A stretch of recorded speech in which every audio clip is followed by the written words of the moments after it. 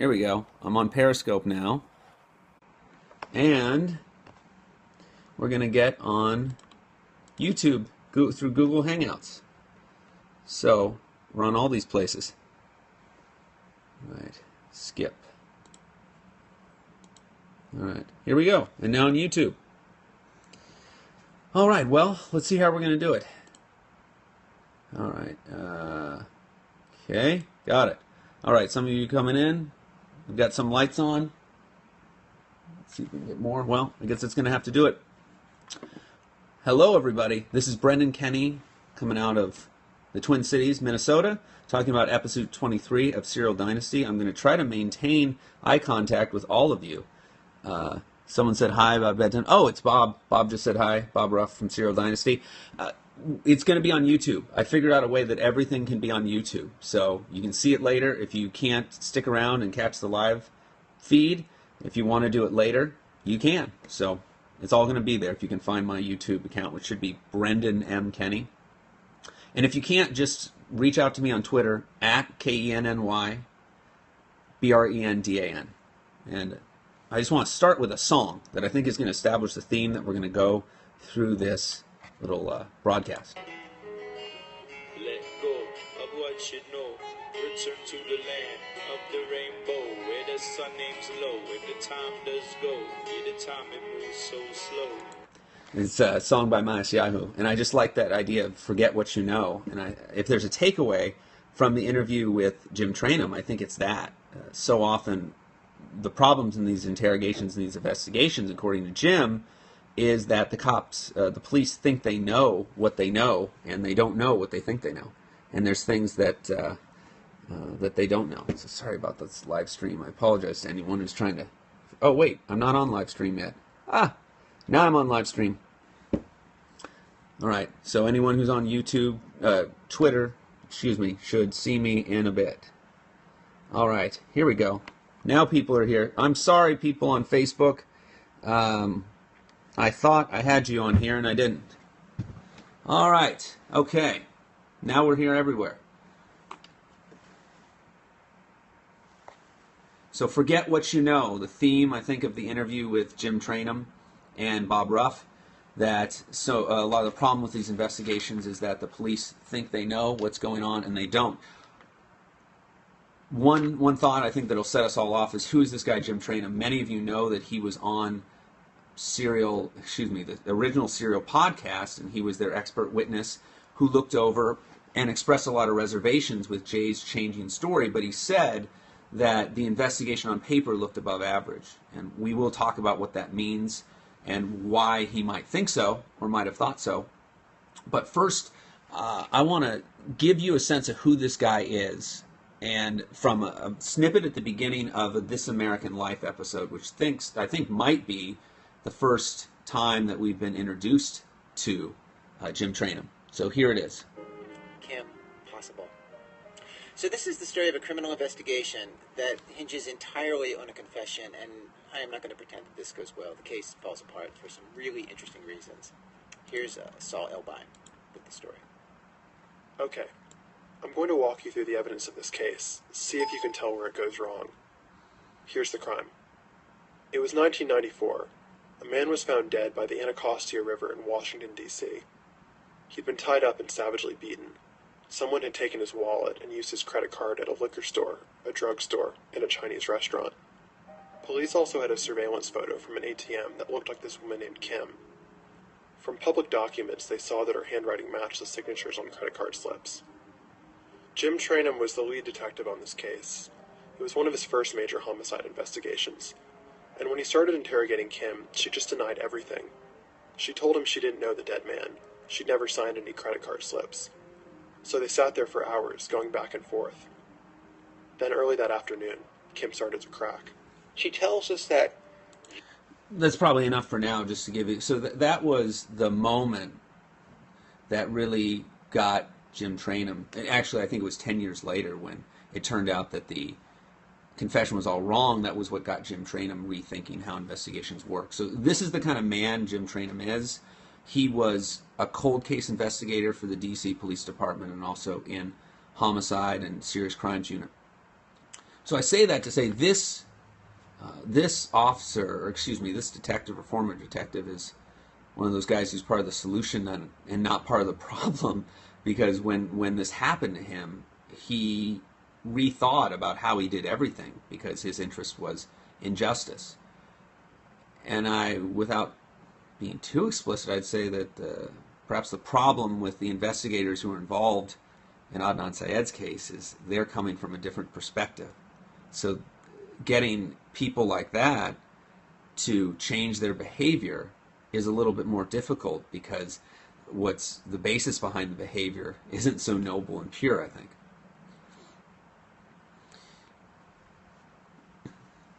So I found this really useful as an episode because it allowed me to back up and rethink how this investigation looks on paper.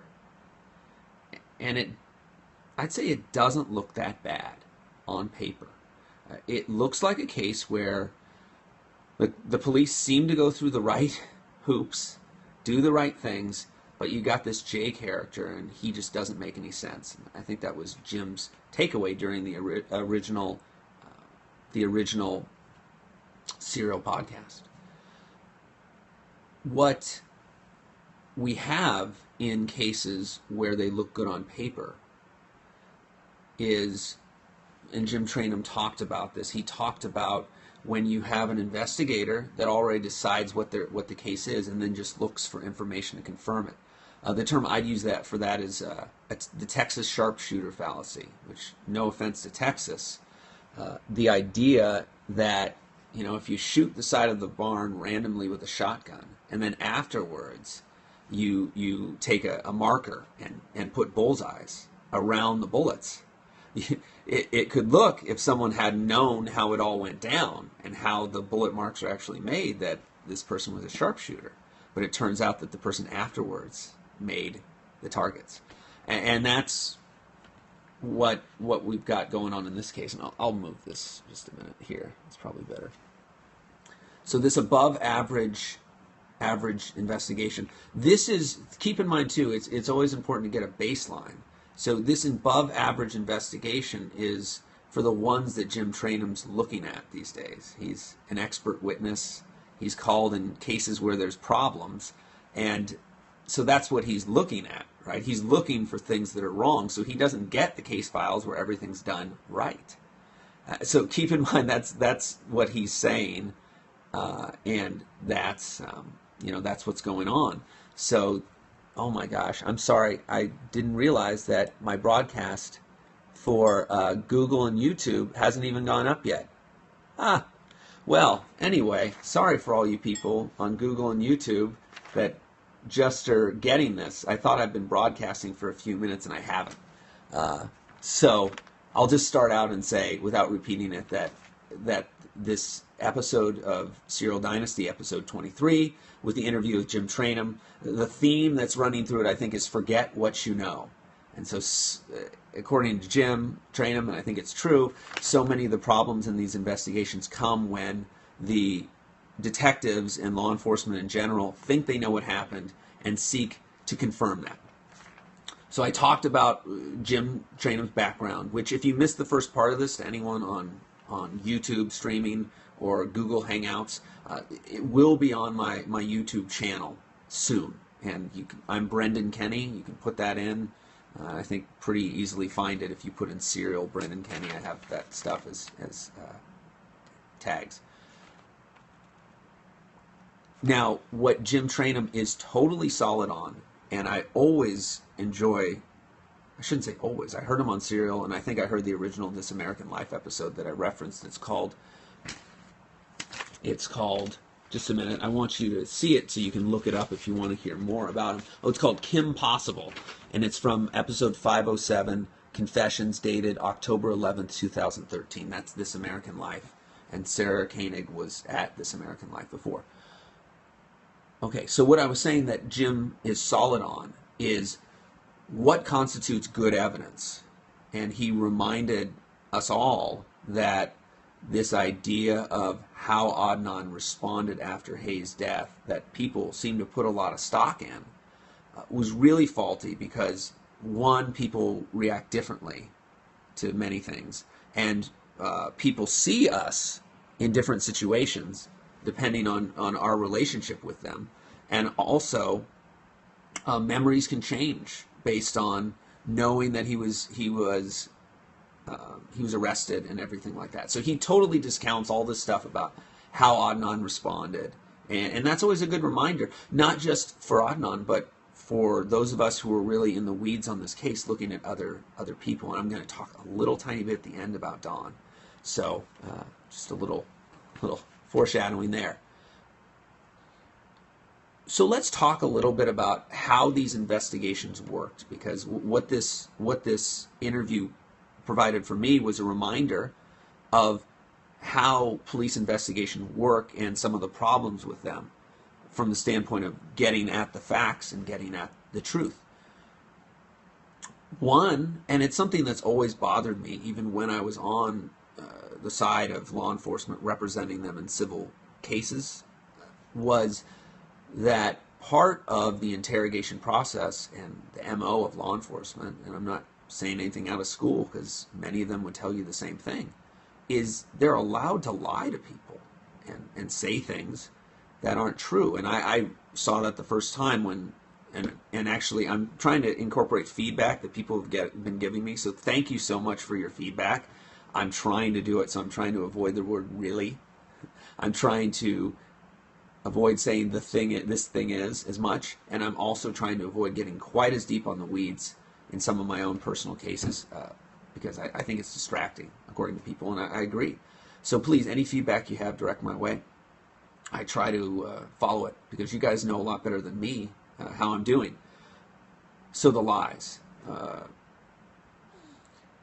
Just in this one case where this person was terminated, I found out that the day that she was briefly interrogated, they made up what they called a ruse about why she was being called into the office. You know, that it was a made-up thing, and that bothered me. And I said, "What? You can just lie?" And the person said, "Yeah, that's what we do."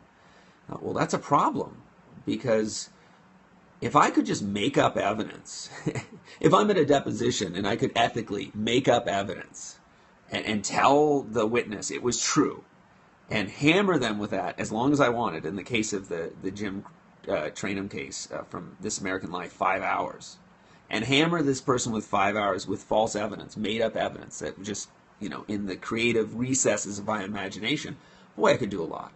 So to me, there's a problem built in with that. So we have the lies, or whatever you want to call them, ruses that are used during the interrogations. The leading questions.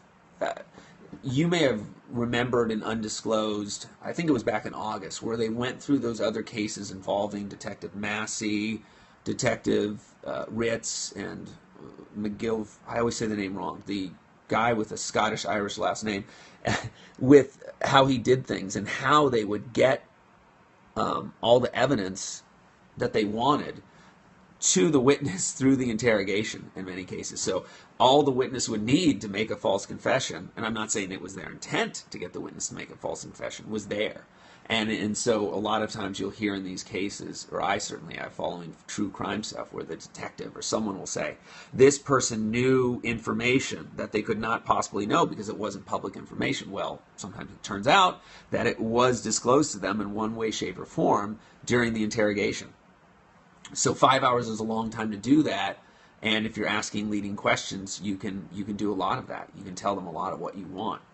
And leading questions are interesting to me because actually I'm going to ask you, people on Periscope, or however you could communicate with me anywhere, to just tell me, on Periscope it's through the hearts or whatever, how many of you people following are lawyers? Anyone? Hearts, you would just touch the screen for hearts. I'm not trying to get free hearts. I'm just sort of interested in my audience. Hearts do not mean that you love me. It's just a way of saying like or responding. I don't know why they use hearts. Okay. My experience has been most people who listen to these are not lawyers, which, not that you as lawyers should follow me, but it would seem to me that lawyers would be more interested in some of these really important cases. And I found as a class of people, they're less so maybe than the general public. And maybe I'm wrong about this, or maybe people don't get really deep in the woods, but I think part of that is, as lawyers, our focus in many times is to win, right, for our client. Let me make an analogy. I'm going to make an analogy which Jim Trainum was saying, is he said a lot of times what could be a problem in an interrogation or an investigation if it becomes individual focused rather than evidence focused, meaning, we decide that Adnan's our man, and so then it just becomes a matter of how to get there rather than, well, let's find out what happened. And in my cases, I've seen the same thing. I've seen lawyers do that where it seems like your curiosity is suppressed. You're not focusing on finding out all the facts and then working with the facts to help your client. You're just trying to get to the finish line, and that is a problem that plagues an investigation and can plague cases. And that's why, as some of you know, in a lawsuit in court, if I'm doing a direct examination, so let's just give an example, I'm asking questions of my client. So in my cases, they would be someone working for mostly a Fortune 500 company in a class action mass tort or product liability case. So I'm asking, let's say, corporate representative questions. They have to be open-ended questions. They can't be leading questions, with some exceptions. Sometimes if you have a terrible witness, the judge might allow you to lead just to get the person to talk and get to where you need to do. So if you were the corporate representative, I couldn't say, now, your product's completely safe, correct? First of all, that's not how I ask cross-examination questions, but that's many times how they are. No, I would have to ask who, what, when, where, how, why type questions to come to that. What do you believe about your product? And they'd say, yeah, it's safe. Well, why? You don't have to ask questions that way, but they can't be leading. So you can't, and a leading question is one in which the question itself suggests the answer. And the reason for that, or one of the reasons, is that we don't want to have a lawyer who's testifying, essentially, on direct examination. Fine to do that on cross-examination, but not on direct. Because this evidence is supposed to be not argument, but evidence, and it's supposed to come from the witness. So, and as a bigger matter, the difficulty with leading questions is that they don't illustrate facts and information that isn't already there. So, question for me, why, when I'm cross-examining someone, right, when someone else's witness is in front of me and I'm trying to direct statements their way to get at facts I need to get at, why am I only using leading questions? Why will I never use an open-ended question? Well, the point of that witness for me is not to, figure out what happened, because we're already in the middle of trial, and we're just trying to establish the facts that this witness can give me that will bolster my case, which is entirely appropriate, because we've had a whole however long to figure out who said what, where, when, how, why. And the other side has all the witnesses they can have. But when we're talking about an interrogation, we're in a totally different place. We're not in court. We're still gathering facts. And think about this for a moment. The police have a role that's different from everyone else's. They have the ability to have a police station, bring people in, have the badges, have the guns, search warrants. They can do all sorts of things that no one else can do. And so if they don't do their job properly, Adnan Syed can't come in later and pick up the pieces. He can't do a search of Jay's house. That's called breaking and entering. You'll get arrested for that. So if the cops don't do it, you're stuck. And that's lost so often in this. And I think taking Jim Trainum's interview and adding in all that we know about this case and just thinking more conceptually, it starts to paint a picture about the problem and what happened in this case.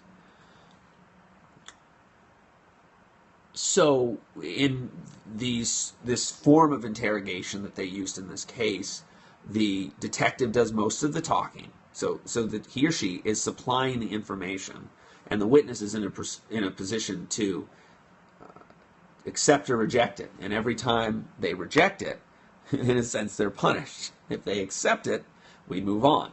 And that's what you do in cross-examination. But when you do that, there's a judge, there's a jury, there's all these safeguards built in that aren't in the interrogation. So that's just what strikes me as almost offensive about this approach, is it's totally inappropriate when you're in a one-sided affair like you are in an investigation as part of a police investigation. Let's talk about looking good on paper. And for that, I want to talk about good evidence. And some of you who followed my retrospective on Serial Season 1, which is on YouTube, plug, I talked about the quote about good evidence from Serial Season 1 and Sarah Koenig's reaction to what Jim Trainum said. And I'm going to play that again because I like it a ton. And it, again, tells us more about Jim Trainum and about how police officers look at this case. Give me a second. I'm almost there. Bad evidence. All right. Here we go.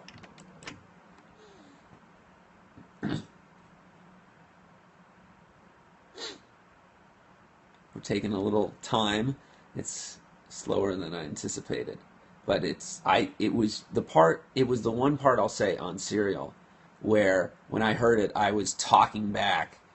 It wasn't the only part, but I was talking back to the radio. I remember being in the car driving. I think it was snowing, and I was driving to work, stuck in traffic, and I was talking back to the radio, to Jim Trainum and Sarah Koenig. Here it is. To push, how much do you want to create quote unquote bad evidence? But like, there's no such thing. Like this That's is an actual term. It's called bad evidence, right? You don't want to do something if it's going to go against your theory of the case. But then I don't get that. I mean, that's like my father used to always say, all facts are friendly. Like, shouldn't that be more true for a cop than for anyone else? Like, you can't pick and choose. Rather than trying to get to the truth, what you're trying to do is build your case and make it the strongest case possible. But how can it be a strong case, and how can he be a great witness if there's stuff that's not true or unexplained? Indeed. And that's what we've been discovering in Undisclosed and Serial Dynasty. So that the mindset is you need to prove your case, and Jim Trainum even mentioned or said that in Baltimore there were so many murder cases that you couldn't take the time you needed to. I really, I said really again. It's one of the things that, based on feedback, I'm trying to cut out saying so much, but Bob talked to him about his, very diplomatically, saying, well, why did they draw the line here? I understand that you have to draw the line somewhere. There has to be a part where you say this and no farther in terms of investigation. You know, that you stop looking for Martians being involved in the murder or a one-armed man. you just stop it, and you have enough evidence to go forward. And Bob said, well, why on earth did they stop it here? And Jim Trainum noted that, well, they should have gone farther. And I will say that this is a really important point. The shoulda, coulda. In hindsight, it always looks like you could always do more. Okay, someone made some goofy comment. That you can always do more in a case to do a better job. And looking 15 years later, even the best case would have problems.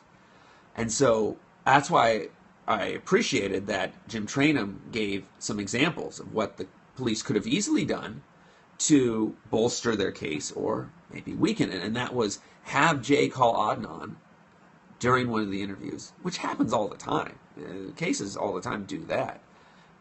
And someone asked what is on my ear. It's just a YouTube. It's not a YouTube, a Bluetooth. So, and also search Jay's house. And there's some talk about why they didn't want to do it. And here's the thing. Another thing I'm going to cut out with feedback. People say, well, I noticed. I say it all the time. Here's the problem. So let's get in the mind of the detectives. And we're assuming for the moment that we've got a detective that's not like Jim Trainum. So we have a detective that is not very conscientious. Last thing they'd ever dream of would be a false confession. You know, wouldn't cut corners.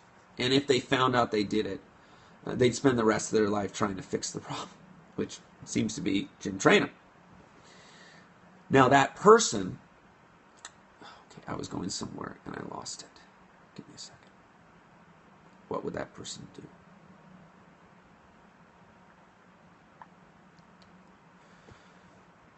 My mind just escaped me. So I'm going to move on, and maybe I'll be able to go back and say what the problem was. Let's talk about looking good on paper, the investigation looking good on paper. And let's step back and get some context. The paper he's relying on is the police-owned documents. So these are the reports that they wrote about what happened.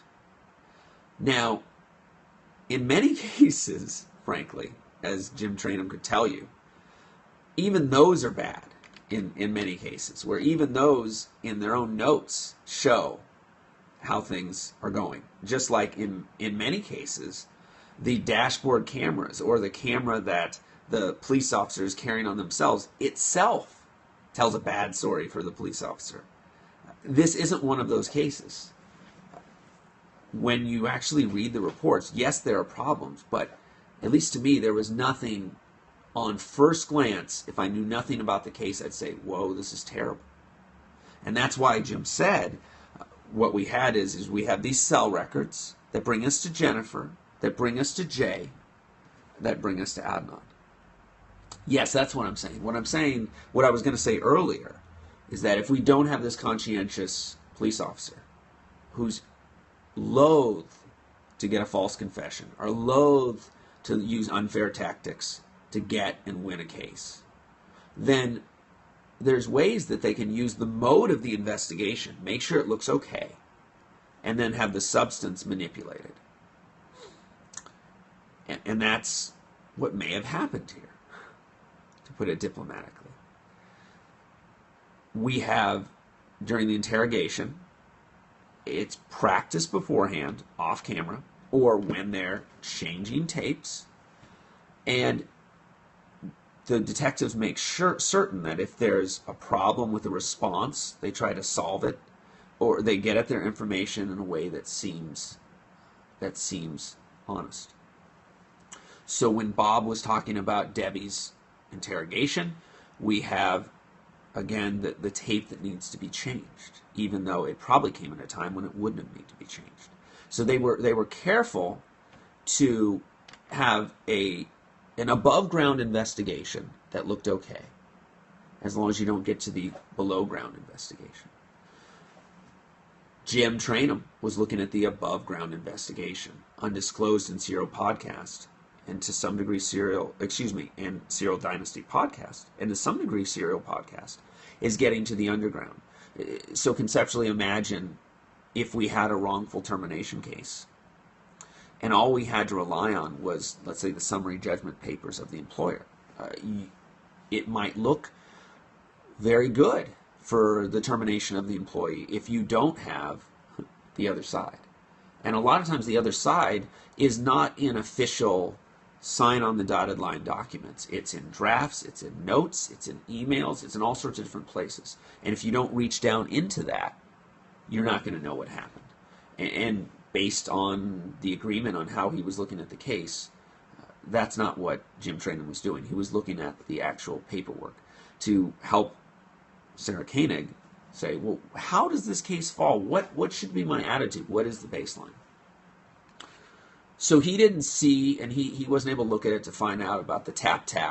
That was Susan Simpson's great contribution to showing that apparently there was a tapping going on during Jay's interview, which was indicating what he should say, referencing documents, all the stuff that wasn't being caught by the audio.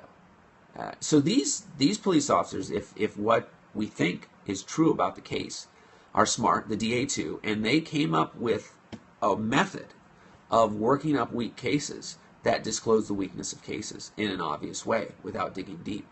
And that's something to keep in mind, because there's certain things that as a lawyer at trial and cross-examination, an opening statement or a closing statement or a direct examination, I can look at and I can pretty easily present to the jury that there's a problem. So if I have a videotape, especially, where the witness is being kowtowed, he's being hammered, he's being lied to, and it's all in this nice little snippet, there's a lot I can do with that.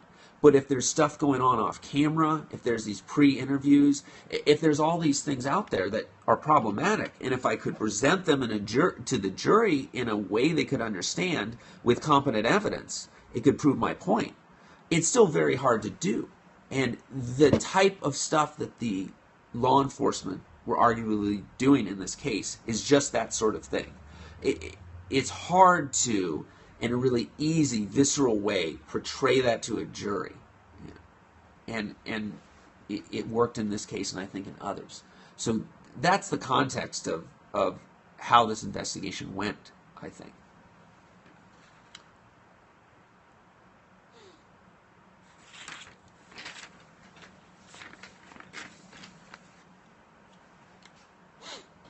People don't like cops. Something Jim Trainum stated, and many of us know. They do like firefighters. And that's the difference between being a police officer and a firefighter in many ways. And that's the great contribution of Bob Ruff, I think, to the Adnan Syed case. He's an outsider and an outsider's insider and an insider's outsider. He's in investigation, arson investigation, and he is an expert witness, but he's not exactly law enforcement.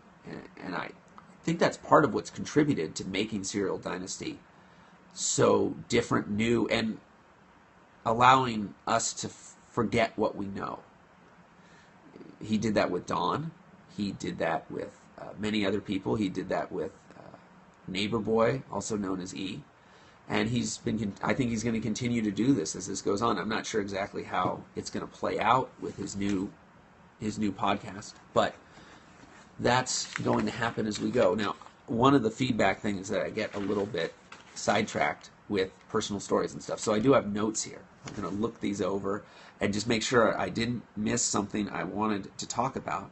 I'm going to talk about Dawn, and if people have questions in whatever way they can present questions, which I haven't figured out yet. I think I can, on this, I can initiate Q&A. I'm opening Q&A on the Google one. Oh, it says this feature is disabled. Well, so I don't know how you can do that. On Periscope, you can have questions. So if you have some, we can hit that. Yes. Oh, here we go. Oddness. Many people, including me, throughout the case, have had little problems, odd things that maybe I haven't been able to account for. Way back, I had a problem with the "I'm going to kill" letter. If you remember, this was one that, was it Laura or Aisha and Adnan were writing back and forth in a health class, and the context is really weird, what exactly was involved, what they were talking about, whether it was Hay being pregnant or something. And at some part of it, it wrote, "I'm going to kill." And Sarah, I think, blew it off, saying, well, this sounds too melodramatic. And I thought, well, maybe it sounds melodramatic, but it could be true. We found out more as time went on that that it's very unlikely this had anything to do with Hay's murder, because it was written in November and Hay and Adnan got together again. It was in Adnan's book, one of his books, but it doesn't seem like it would be a trophy or anything like that when they did the search. So really a big nothing, but it's still weird, and there's weird things that happen in any case. And in a quick example, without getting too deep in the woods, is I had a case where there was a guy put in at administrative segregation in a prison for having a substance underneath his bunk that was white powder in a baggie taped under there, and on a presumptive drug test came up positive, I think, for cocaine. The guy said it was sugar. It actually was sugar. The guy had sugar taped up under his bunk, according to him, because he worked in the kitchen and one of the guards liked to take his sugar because he said he had too much. That was the truth, as far as I know. That's what happened. Very weird, but sometimes weird things are true. And sometimes the facts are weird and they seem very uncircumstantial because they're manipulated. And to take that, I'm going to lay down, what was said at the end of Serial about what are the chances. And then I'll talk about Don. All right? So what are the chances?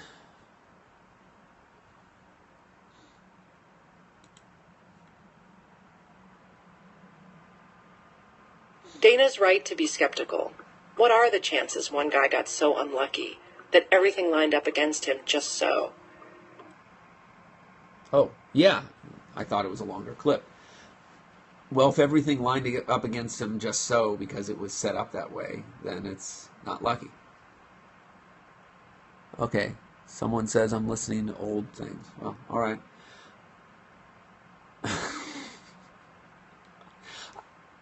Anyway, comments. I like feedback. I asked for feedback, so I'm getting feedback. Right, Don. Right. Does anyone else have any questions or comments? All right, Don. My thought about Don. We're finding a lot of interesting things about Don. And if you remember, like I remember, the jury was very interested in why Jay. How did Jay come into this case? Why did Adnan call Jay? Or that was a big part of the prosecutor's case. Why not one of his mosque friends? Why this guy that he doesn't seem to even be friends with? All right, someone's just being obnoxious. All right. So why Jay? And the idea was that the prosecution came up with, well, Jay, because he was the kind of guy that you could pull into something like that, and Adnan could hold over his drug dealing over him, and that's how he got Jay to help. Because disposing of the body was a two-man job. All right. Disposing of the body was a two-man job. And as far as I know, everything we know about the crime scene and whether Hayes' body was buried or put there or when it happened, I think any way you slice it, it's a two-man job. If I'm not pointing any fingers at Don or saying who it is, but if it's Don, who's the second man? And there's no indication of who that would be. If the Don that we've learned about, the Don that we've been told about through Bob, isn't the one we thought was. It was a emo type guy who kind of kept to himself, did his own thing, didn't really stay close to anyone in the beta male. I'm being called a beta male. Well, I guess. I never was very good at sports. Where was I going? Before someone commented. With feedback I asked for. Yes, so who would Don have to help him with the body if it's a two-man job? And who'd be his wingman? And so that, I think, is a really important question. Looking at human psychology in a case, and that's one, that needs to be looked at. Anyway, if some of you are watching some of these comments, they're hilarious. It sounds like it's a Periscope bot. Why am I wearing a tie late at night? I'm still dressed up from church. So anyway, we've got a guilter. He says Adnan did it. So the beta male comments that someone's making on Periscope and other things have to do that he thinks Adnan did it. So this is my first time on Periscope on any video, really, where I've got someone who's coming from the guilt side who's commented. So this is like a moment for me. I'm starting to experience what a lot of you other people on Reddit and everyone has. So this is something that I'm kind of enjoying. All right, so this guy thinks Adnan's guilty. So, all right, I guess it's so. He said it. Whoever said that. So that's really all I have. I tried to. You can block on Periscope. Someone said, well, I guess I'll figure that out and block him. So, all right. That's all I've got. This will be on YouTube, so if you couldn't catch all or part of it or want to share it or somehow are a glutton for punishment and want to listen to it again, you can find it there. Have a great night, everybody. And hope you're looking as forward to the next episode of Undisclosed as I am.